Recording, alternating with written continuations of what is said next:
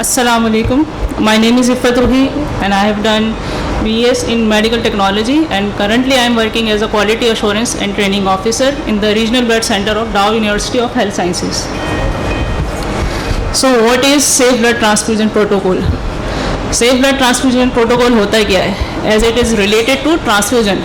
तो transfusion से related है तो क्या मतलब हुआ? Transfusion can save lives, but it carries risk as well. आवाज़ आ रही है सबको?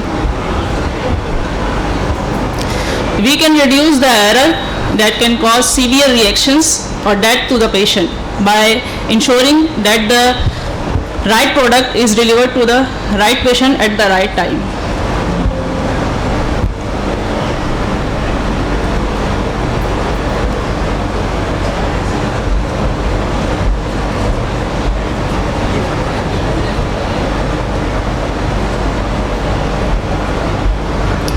Objectives क्या है? We will be able to understand after this session. तो कौन कौन से objectives include है? Sample acceptance criteria, types of blood order, modification of blood product, how to report a transfusion reaction, and blood unit return policy.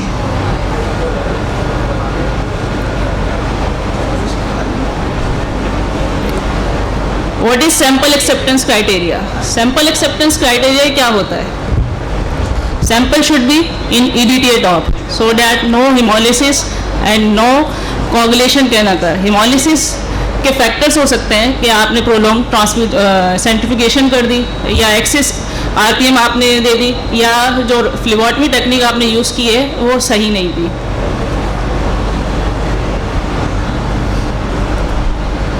Sample कहाँ collect होना चाहिए? Sample should be collected at the bed side with properly labelled. Properly labelled का मतलब क्या होता है? Clear हो, visible हो, उस प्रॉपर जिसके डिजिट्स एमआर है वो प्रॉपरली लेबल्ड हो. एक भी मिसिंग होगा तो आप उसको ट्रेस नहीं कर सकते. With patient MR, name, date of collection and phlebotomist initial. अब इसकी इंपॉर्टेंस क्या होती है, क्यों ये ज़रूरी है? ताकि हम ट्रेसेबिलिटी कर सकें. ट्रेसेबिलिटी क्या होती है कि मतलब अगर कहीं पे भी कोई डिस्क्रिपेंसी आपको मिलती है so that you can identify the responsible person. वो हो सकता है कि फ्लेबोटमी हो या टेक्नोलॉजिस्ट हो. तो जो भी आपको फिर उसके बाद करेक्टिव एक्शन और प्रिवेंटिव एक्शन लेने तो वो आप टाइमली ले सकें और उस एरर को रिड्यूस कर सकें.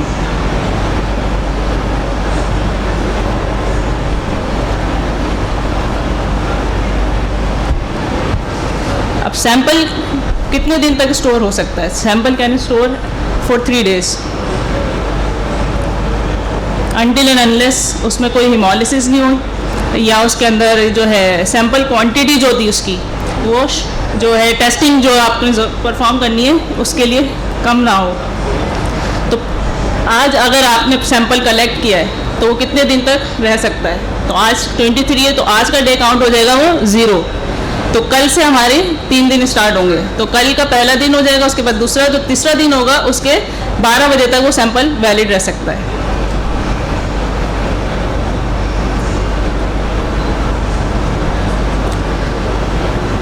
सैंपल को जो है हमें हर जो है एवरी 72 आवर्स आपने ऑर्डर करना होता है, क्योंकि अगर 3 दिन के अंदर अंदर कोई ट्रांसफ्यूजन हुई है पेशेंट को तो हो सकता है कि उसके अंदर कोई न्यू एंटीजन का एक्सपोजर हुआ. तो जो क्या कर सकता है, पेशेंट कैन डेवलप एंटीबॉडीज़ और उसके बाद उसको एडवर्स रिएक्शन हो सकते हैं.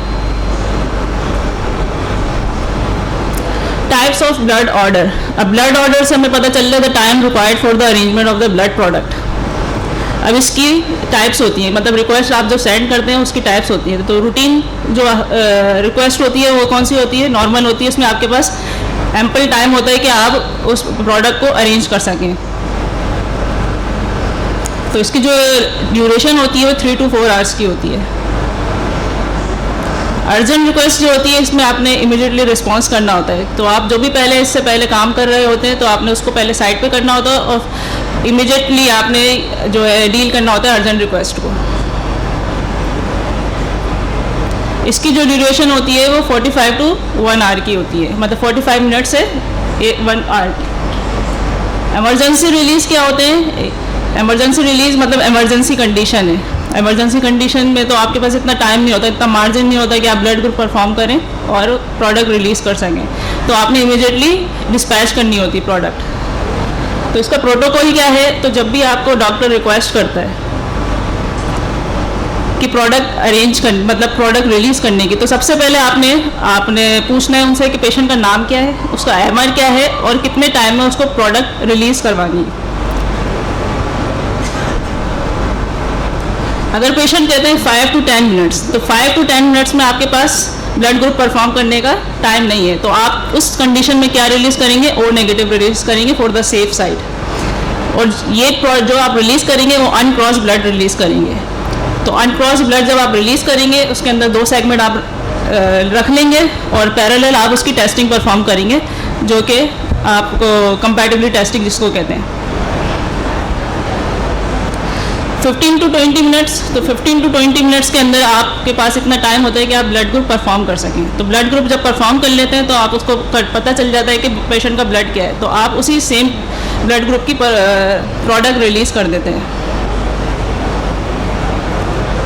विदिन 30 मिनट्स में आप ब्लड ग्रुप परफॉर्म करते हैं और जो क्रॉस मैच टेस्टिंग परफॉर्म करनी होती है तो वो भी प्रोसेस कर देते हैं। By the time it reaches the hospital, तो आपके पास मतलब जो रिज़ल्ट आ जाता है तो आप टाइमली इन्फॉर्म कर सकते हैं कि अगर कोई इसके अंदर डिस्क्रिपेंसी या इनकम्पैटिबिलिटी इशू होता है तो आप ट्रांसफ्यूजन स्टॉप करवा देते हैं।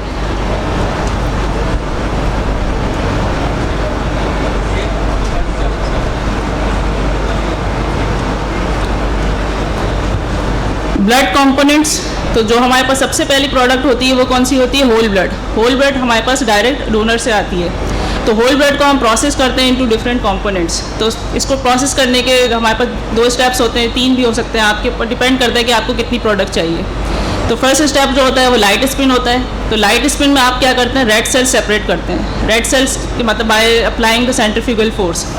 तो उसमें क्या होता है कि जो सेडिमेंट में होते हैं वो रेड सेल्स होते हैं और जो सुपरनेटेंट होता है वो आपका PRP होता है, जिसको हम कहते हैं प्लेटलेट रिच प्लाज्मा। तो प्लेटलेट रिच प्लाज्मा मतलब आपने दोनों चीज़ों को सेपरेट करना है, तो उसके लिए अब दोबारा आपको हैवी स्पिन देनी होती है। हैवी स्पिन में क्या होता है, जो प्लेटलेट्स होते हैं वो सेडिमेंट में होते हैं और जो सुपरनेटेंट होता है वो प्लाज्मा होता है। तो प्लाज्मा की आप फर्दर कंपोनेंट्स बना सकते हैं जिसको हम क्रायोप्रेसिपिटेट कहते हैं और क्रायो सुपरनेटेंट कहते हैं। वो डिपेंड करता है रिक्वायरमेंट पे उसके लिए, लेकिन प्लाज्मा को पहले आपने फ्रोज़न करना होगा, उसके बाद ही प्रोडक्ट बनाई जाएगी। तो ब्लड कंपोनेंट्स, इनके स्टोरेज कंडीशंस बताई हुई हैं इसमें और किस किस कंडीशन में ये यूज़ होते हैं। तो स्टोरेज टेम्परेचर जो रेड सेल्स की है वो कितनी होती है, 1 to 6 डिग्री सेल्सियस पे होती है। मतलब रेफ्रिजरेटर पे आप उसको स्टोर करते हैं फॉर 35 डेज। डिपेंड करता है कि आपके एंटीकोगुलेंट जो बैग के अंदर है वो कौन सा है, तो वही आपको शेल्फ लाइफ बताएगा। अगर उसके अंदर नॉर्मली CPDA1 होता है तो किस कंडीशन में दिया जाता है, एनीमिया कंडीशन में दिया जाता है। प्लाज्मा जो है स्टोर किया जाता है 1 to 7 ईयर्स के लिए। वो डिपेंड करता है आपकी स्टोरेज कैपेसिटी पे और उसकी डिमांड पे डिपेंड करता है। तो आप उसको लोअर टेम्परेचर पे स्टोर करते हैं। लोअर टेम्परेचर -18 से -80 तक हो सकता है। और ये किस कंडीशन में दिए जाते हैं, डिक्रीज क्लॉटिंग फैक्टर डेफिशिएंसी या ब्लीडिंग डिसऑर्डर में दिए जाते हैं। और प्लेटलेट्स जो हैं हम रूम टेम्परेचर जो कि 20 से 24 डिग्री सेल्सियस होता है, तो उसको कंटिन्यूस एजिटेशन पे रखते हैं ताकि उसके अंदर कोई क्लम्प्स फॉर्म ना हो।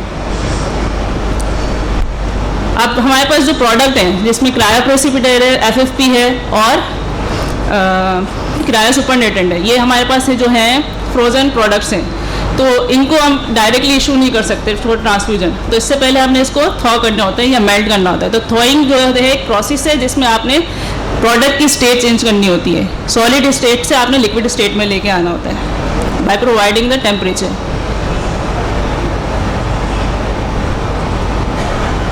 अब मॉडिफिकेशन क्या होती है कि छोटे बच्चे मतलब एलिकोट्स जो चाहिए होती है, मतलब छोटे बच्चों को इतनी रिक्वायरमेंट नहीं होती कि आप 200 या 250 का ब्लड लगा दें, क्योंकि इसमें आप अगर लगाएंगे तो सर्कुलेटरी ओवरलोड हो सकता है, जो पेशेंट जो है ऑर्गन फेलियर में भी जा सकता है। तो इनके लिए क्या होती है, प्रोडक्ट आप देते हैं जिनको एलिकोट्स कहते हैं। तो एलिकोट्स आप किस तरह से प्रिपेयर करते हैं कि रेड सेल से ही आप बनाते हैं डिफरेंट एलिकोट्स।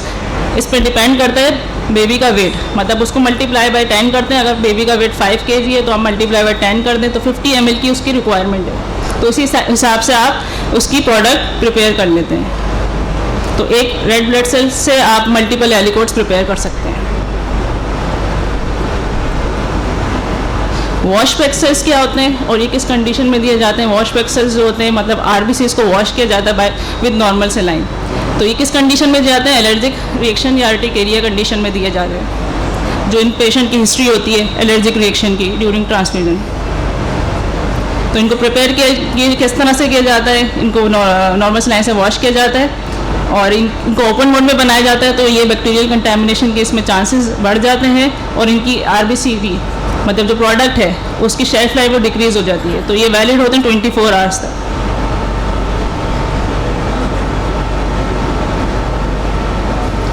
इसको प्रिपेयर करने के लिए, क्योंकि एक लेंदी प्रोसेस होता है, तो आपने इसको टाइम टेकिंग होता है, तो आपने एटलीस्ट 3 आवर्स बिफोर ट्रांसफ्यूजन आपने इन्फॉर्म करना होता है ब्लड सेंटर में, ताकि जो टेक्नोलॉजिस्ट हैं वो जो भी उनको प्रोसेसिंग करनी है वो उसको टाइमली कर सकें। न्यूनेटल एक्सचेंज क्या होती है? ये न्यूबॉर्न के लिए होती है। मतलब उसमें क्या करते हैं? एक्सचेंज ट्रांसफ्यूजन करते हैं। मतलब जो बेबी का ब्लड है उसको हम कम्प्लीटली एक्सचेंज कर देते हैं इस प्रोडक्ट से। अब ये प्रोडक्ट किस तरह से प्रिपेयर की जाती है? जो बच्चों आपने सुना होगा हिमोलिटिक डिजीज़ ऑफ न्यूबॉर्न, मतलब हिमोलिटिक डिजीज़ में दिया जाता है। इसमें मैटरनल एंटीबॉडीज़ जो है सेंसिटाइज हो जाती हैं बेबी के आरबीसी से, जो कि हिमोलिसिस कॉज कर रही होती हैं। इसको भी सेम प्रोसेस से बनाया जाता है कि मतलब ओपन मोड पे बनाते हैं इसको, और इसमें एबी का प्लाज्मा लिया जाता है जिसके अंदर कोई एंटीबॉडीज़ नहीं होती। एबी ब्लड ग्रुप का प्लाज्मा लिया जाता है, कोई एंटीबॉडीज़ नहीं होती। और नेगेटिव के रेड सेल्स लिए जाते हैं जिसमें मतलब ना एबीओ ब्लड ग्रुप का एंटीजन प्रेजेंट होता है, ना ही आरएच ब्लड ग्रुप का एंटीजन प्रेजेंट होता है। तो ये सेफ ब्लड हो जाता है उसके लिए। तो इसकी भी एक्सपायरी जो है 24 आवर्स के लिए होती है। तो जब भी आप रिक्वेस्ट करें तो आप ये कंफर्म करें कि ये जो प्रोडक्ट है ट्रांसफ्यूज़ होगी, वरना आप पेशेंट का भी फाइनेंशियल लॉस करवाएंगे, उसके पर जो प्रोडक्ट भी आपकी वेस्टेज में जाएगी और जो टेक्नोलॉजिस्ट की एनर्जी और टाइम है वो भी वेस्ट होगा। इसको भी आपने 3 आवर्स बिफोर ट्रांसफ्यूजन इन्फॉर्म करना होता है। अब कौन कौन से स्टेप्स जो हैं ब्लड ट्रांसफ्यूजन में इन्वॉल्व होते हैं? प्री ट्रांसफ्यूजन होते हैं, ड्यूरिंग ट्रांसफ्यूजन होते हैं और पोस्ट ट्रांसफ्यूजन होते हैं। जो हम क्लैरिकल चेक्स करते हैं वो किस में कौन से स्टेप पे करते हैं? प्री ट्रांसफ्यूजन स्टेज पे हम कर रहे होते हैं।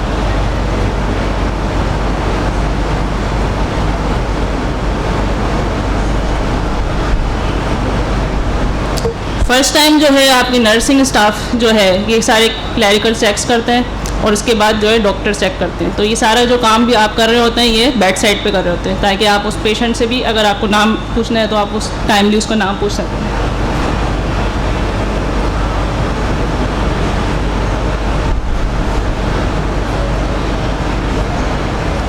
अब क्लैरिकल चेक्स होते क्या हैं? क्लैरिकल चेक्स में आपके पास पेशेंट का नाम आता है, या रिस्ट बैंड है तो रिस्ट बैंड से देख लेते हैं, एमआर देखते हैं, आपके पास जो प्रोडक्ट आई है अगर रेड सेल्स हैं तो क्रॉस मैच रिपोर्ट है आपके पास, और इसके अलावा फिर आप उसके ब्लड यूनिट है। तो ब्लड यूनिट में जो आपने चीज़ें देखनी होती है वो कौन कौन सी होती है? डोनर आइडेंटिफिकेशन नंबर, मतलब डिन नंबर, जो आप जिस डोनर का आपको ब्लड दिया जाता है उसका। उसके अलावा ब्लड ग्रुप देखा जाता है कि पेशेंट और डोनर का ब्लड सेम है, यानी इसके अलावा ब्लड प्रोडक्ट देखी जाती है कि जो आपने रिक्वेस्ट की थी वही आपने रिसीव की है।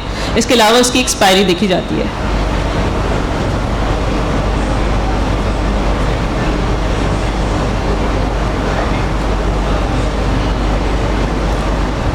क्लैरिकल चेक्स के बाद आप करते हैं विजुअल इंस्पेक्शन, मतलब फिजिकली आप प्रोडक्ट को चेक करते हैं। तो फिजिकली में आपने क्या देखना होता है कि उसके अंदर प्रोडक्ट के अंदर कोई कलर चेंजेस तो नहीं हो रही, कोई क्लॉट तो नहीं हुआ, कोई फिब्रिन क्लॉट्स तो नहीं है, या प्लेटलेट क्लम्प्स तो नहीं है।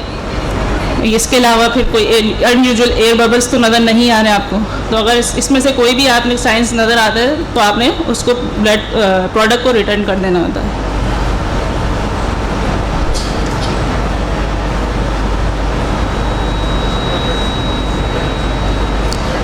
क्लम्प्स आप प्लेटलेट्स में देखेंगे और फिब्रिन क्लॉट्स आप एफएफपीज में देखते हैं। रिकॉर्डिंग ऑफ वाइटल्स, अब ये वाइटल्स आपने कब कब करने हैं, इसकी फ्रीक्वेंसी क्या होती? ऑन सेट किए जाते हैं, और ट्रांसफ्यूजन जो फर्स्ट 15 मिनट्स होते हैं उस वक्त किए जा रहे होते हैं। इसके अलावा हर घंटे के बाद किए जाते हैं, और जब ट्रांसफ्यूजन कंप्लीट होती है तो उस वक्त किए जाते हैं। कौन कौन से पैरामीटर्स होते हैं जिसके आपने देखने होते हैं? इसमें रेस्पिरेटरी रेट देखते हैं आप, टेम्परेचर देखते हैं, ब्लड प्रेशर देखते हैं।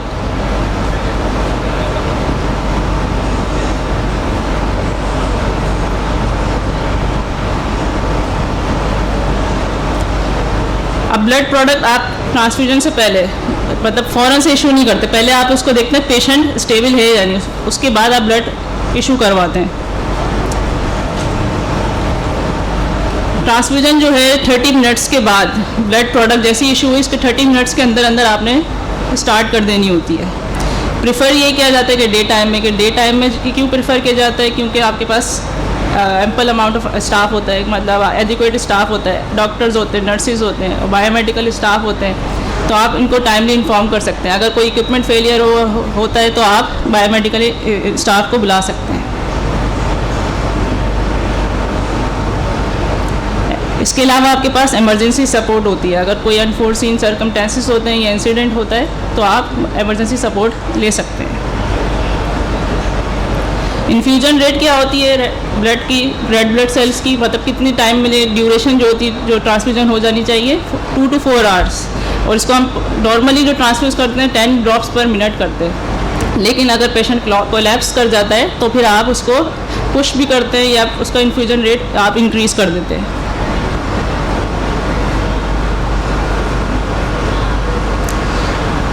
ब्लड प्रोडक्ट के साथ ये रिकमेंडेड नहीं है कि आप कोई और ड्रग दें।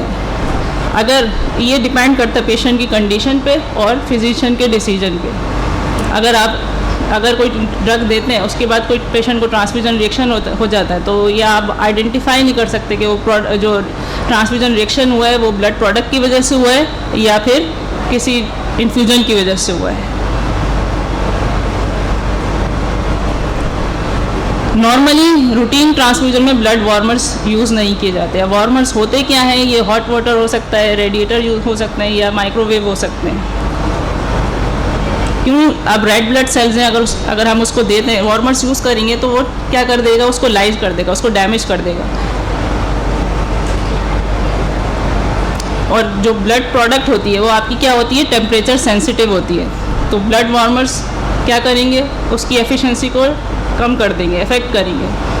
तो नॉर्मली ब्लड वार्मर जो यूज़ किए जाते हैं वो आईसीयूज़ में यूज़ किए जाते हैं या फिर मैसिव ट्रांसफ्यूजन के लिए यूज़ किए जा रहे होते हैं। तो ब्लड वार्मर्स हम वैसे यूज़ क्यों करते हैं? ताकि बॉडी का टेम्परेचर और जो ब्लड का प्रोडक्ट है वो टेम्परेचर है वो मेंटेन कर सकें, क्योंकि जब जो रेड ब्लड सेल्स हैं वो रेफ्रिजरेटर में रखे जाते हैं तो उनका टेम्परेचर जो है बॉडी के टेम्परेचर से मैच नहीं करता, तो हाइपरथर्मिया के चांसेस बढ़ जाते हैं। पेशेंट को हमने जब ट्रांसफ्यूजन होती है तो 15 मिनट्स जो शुरू के 15 मिनट्स में उसमें जो सीवियर ट्रांसफ्यूजन रिएक्शन के चांसेस होते हैं तो उसी में होते हैं, तो आपने उस वक्त मॉनिटर करना बहुत ज़रूरी होता है। अगर कोई माइनर रिएक्शन हुआ है, माइनर रिएक्शन मतलब कोई एलर्जिक रिएक्शन हुआ है या कोई फेब्राइल रिएक्शन हुआ है, तो आप फॉर द टाइम बिंग आप उस ट्रांसफ्यूजन को स्टॉप कर देते हैं और जब पेशेंट स्टेबल हो जाता है तो फिर आप उसको दोबारा रिज्यूम कर देते हैं। मेजर ट्रांसफ्यूजन रिएक्शन मतलब कोई हिमोलिटिक रिएक्शन हुआ है तो उस वक्त आपके पास आपने फ़ौरन से ट्रांसफ्यूजन को टर्मिनेट कर देना है, क्योंकि इससे पेशेंट की डेथ भी हो सकती है। अब कोई ट्रांसफ्यूजन रिएक्शन हो जाता है तो आपने कौन कौन से स्टेप्स फॉलो करने हैं? सबसे पहले आपने ट्रांसफ्यूजन रिएक्शन जो भी हुआ है उसको डॉक्यूमेंट करना है कि ट्रांसफ्यूजन रिएक्शन हुआ क्या है।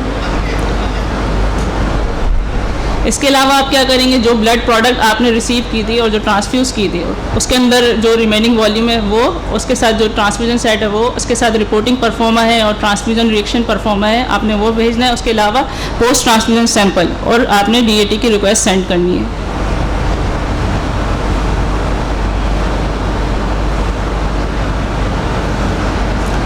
यूरिन सैंपल अगर हीमोचोरिया होता है तो फिर आपने यूरिन सैंपल भी भेजना होता है।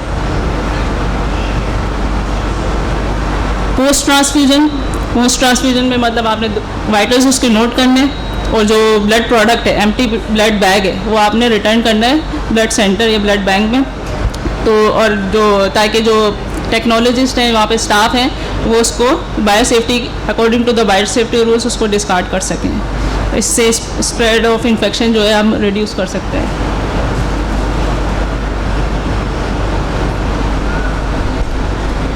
ये आप लोगों के लिए मैसेज है। सॉरी।